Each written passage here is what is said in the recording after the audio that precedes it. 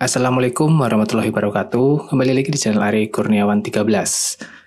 Beberapa waktu lalu sebelum saya beli Nokia 5.4 sempat posting di tab komunitas. Di sini ada beberapa pertanyaan yang saya memang sengaja naruh caption di sini supaya teman-teman bertanya apa yang kalian ingin ketahui tentang Nokia 5.4. Oke, ini unitnya sudah di depan saya dan video reviewnya juga sudah tayang.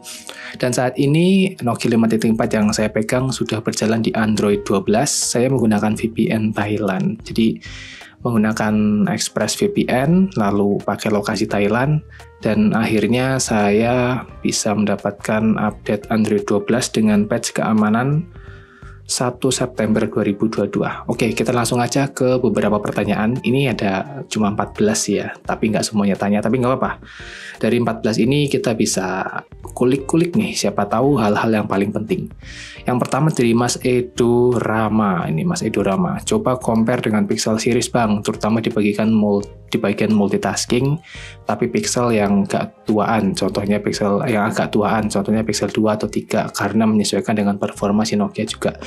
Oke, karena saat ini saya nggak punya Pixelnya ya, jadi HP yang sudah saya review udah saya jual. Untuk performa multitasking di beberapa Google Pixel dengan Nokia 5.4 ini, Nokia 5.4 berada di posisi setara dengan Google Pixel 3. Lebih naik dikit dengan Pixel 4a ya, Google Pixel 4a. Ya mirip-mirip kayak gitu. Meskipun mungkin chipsetnya ini nggak yang powerful banget. Ini chipset hemat daya, di mana dia menggunakan Snapdragon 662 yang fabrikasinya itu masih di 12 atau 14 nanometer ya, 12 nanometer mungkin. Kalau saya lupa dikoreksi aja. Di HP ini kalau saya pakai, karena ini udah beberapa hari ya, udah berminggu-minggu lah, udah 2 mingguan saya pakai, saya ngerasa performanya mirip-mirip dengan Google Pixel 3, terbantu oleh RAM-nya yang lumayan besar di 6GB, karena Google Pixel yang RAM-nya 6 itu di Google Pixel 4 series ya, Google Pixel 4 series itu RAM-nya udah 6, itu enak di Pixel 4a.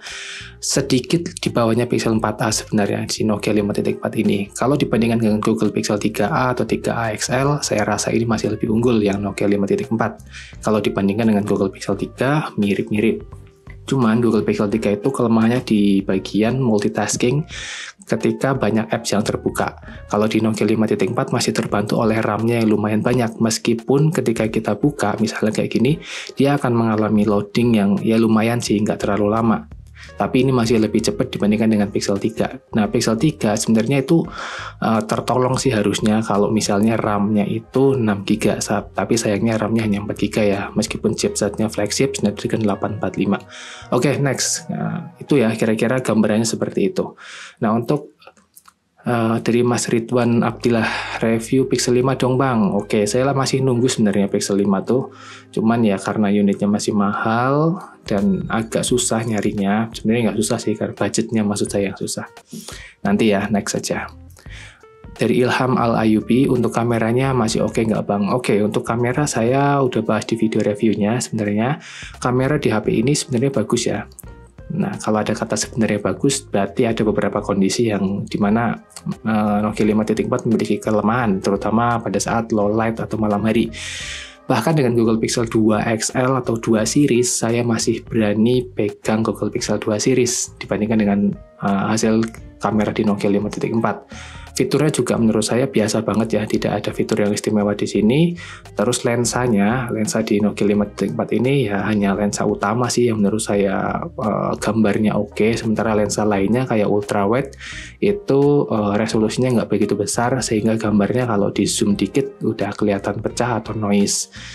Nah, untuk interface kameranya di Nokia 5.4 ini ya standar aja ya. Kayak gini, potret, malam, tidak ada mode pro, tetapi di sini ada mode cinema.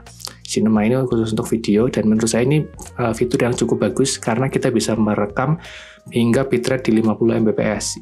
Bitrate 50 Mbps itu juga membantu untuk kedetailan gambar ya, karena untuk video itu bukan semata karena resolusi aja.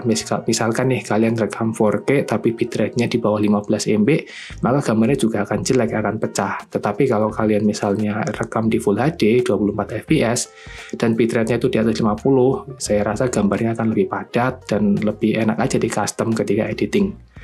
Itu fitur kameranya ya hanya itu sih yang istimewa ya, dan lainnya hasilnya ya normal dan untuk HP di harga 2 jutaan atau di saat dia rilis di 3 jutaan, hasil Nokia 5.4 ini menurut saya berada di posisi yang ya dibilang cukup ya kurang, dibilang kurang ya adalah gitu ya. Oke, next ya. Dari Mas Dolar GGWP, ini sering komen nih Mas Dolar GGWP. Review kayak biasa aja Paman, sekalian tes kamera. Oke, sudah saya review. Semoga membantu ya informasinya. Dari Mas Aris Kurniawan, namanya sama tapi ada S-nya. Untuk dukungan OS Android system mentok di Android berapa sekarang? Oke, ini saat ini sudah di Android 12, tetapi itu masih perlu menggunakan VPN. Untuk di Indonesia, nggak tahu kenapa mungkin developer di Indonesia masih kekurangan sumber daya ya atau SDM-nya, sehingga update-update seperti ini datangnya tuh sering banget telat. Untuk janji 2 tahun pembaruan Android di sini, saya rasa ini ya jadi gimmick malahan sekarang. Padahal dulu waktu awal-awal Nokia itu sangat rajin banget ya dia ngirimin update, terutama di Nokia 5, Nokia 3 dulu yang Android One itu, Nokia 6.1, dia rajin ya, mungkin telat-telatnya 2 bulan. Nah kalau sekarang update Androidnya itu patch keamanannya bisa telat sampai 4 hingga 5 bulan ya, itu lumayan lama ya untuk ukuran Android stock, dan dia fitur unggulannya adalah 2 tahun pembaruan Android. Ya, kalau kalian beli saat ini, dia berada di Android 10, yang mana jika ada janji 2 tahun pembaruan Android, maka akan sampai di Android 12. Harusnya mentok di Android 12, ya berarti kalau misalnya tahun ini, 2022, ya 2023 berarti udah update terakhirnya di Android 12 ya. Mungkin patch keamanannya masih didukung hingga akhir tahun. Tapi ya nggak tahu juga, namanya juga developer kayak gini ya, dia mungkin menjanjikan yang bagus-bagus di awal, tetapi prosesnya ya kita sebagai konsumen yang menilai. Berikutnya, tes ketahanan jatuh. Oke, dari Mas Ori Impact. Untuk tes ketahanan jatuh, silakan teman-teman beli dan dicoba sendiri-sendiri ya, karena itu sangat berisiko. Dari Mas Alon, itu Nokia apa? Ya, karena waktu saya posting gambarnya tidak saya sebutkan ya, Nokia apa gitu. Mungkin beberapa orang belum tahu. Ini Nokia 5.4. Dari Mas Wendy Aceh, bisa pasang Gcam nggak? Bisa. Gcam-nya di sini saya pakai Gcam apa yang namanya ya? PSG. Gcam-nya lancar di sini ya, meskipun nggak lancar-lancar banget ya, tetap kalah lah kalau dibandingin dengan Gcam bawaannya Google Pixel. Ini Gcam PSG, hasilnya yang paling menurut saya paling menarik adalah foto malamnya, jelas lebih baik daripada stok kamera bawaannya, kerasa banget ya di sini. Nah untuk lensanya saya coba di 0,9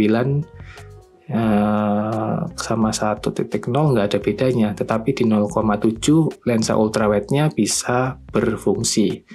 Lalu untuk kamera utamanya, tadi kan fitur malam ya, kalau misal kita zoom 2 kali, dia zoomnya digital ya, bukan optikal. Nah ini lensa utamanya kayak gini.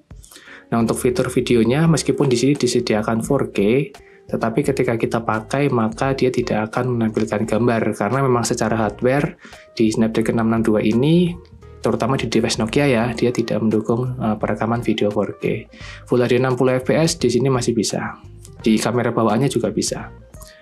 Oke, untuk Gcam kayaknya fiturnya itu aja sih. Kalau config saya belum coba ya, apakah bisa dipasangin config atau enggak, tapi harusnya bisa. Hanya saja untuk Gcam di Nokia 5.4 ini cukup sedikit komunitasnya, sehingga tidak sebanyak di Xiaomi misalnya Redmi Note 8 yang kemarin saya pakai, atau di Asus ZenFone Max Pro M1 ya. Itu komunitasnya lumayan aktif. Kalau di sini ya adanya ini, ya udah pakai ini aja.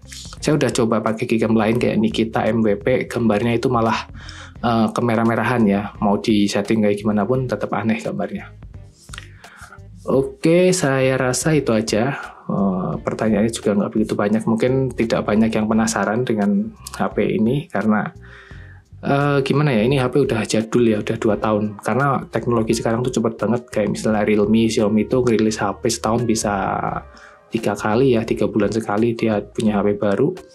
Dan kalau Nokia ini udah rilis di tahun 2020 ya, atau 2019, 2020, berarti udah 2 tahun, dan harganya itu masih menurut saya overpriced sih, meskipun sekarang udah 2 jutaan dengan spek kayak gini, dan terbukti pembaruan OS yang dibangga-banggakan itu juga tidak membawa efek yang bagus, bahkan di negara Indonesia ya terutama. Kalau di negara lain sih udah sampai update Android 12 sudah dirilis gitu. Nah mungkin yang perlu ditingkatkan di Nokia Indonesia adalah developer atau SDM-nya supaya bisa memberikan update yang lebih cepat.